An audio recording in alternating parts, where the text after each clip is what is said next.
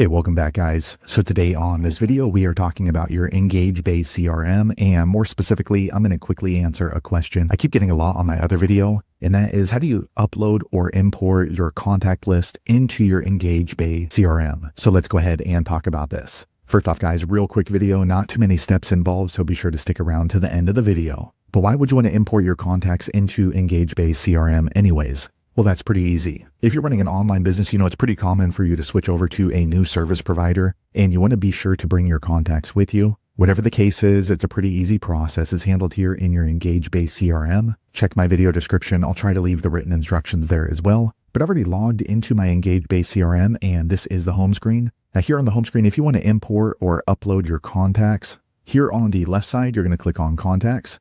Once you do that, you're going to see a drop-down menu, and you want to click on Contacts once again. Okay, once you do that, you're going to see all the contacts you have in EngageBay CRM. And in order to import or upload a list, here on the top right, you're going to see this little blue button that has an arrow pointing to the right. Go ahead and click on there. Okay, once you do that, you're going to see this pop up.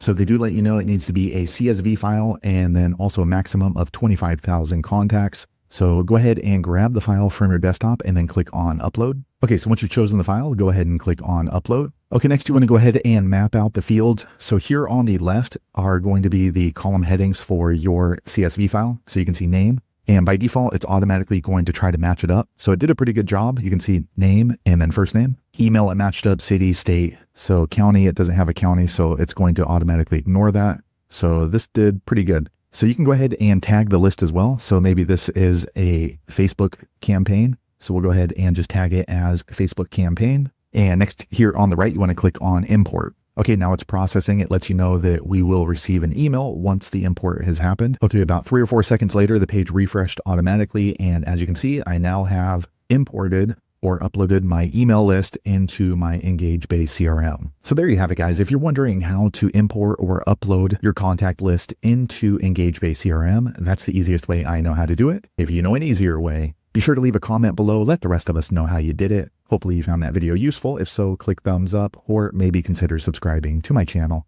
and I hope to see you on the next video. Thanks again for watching.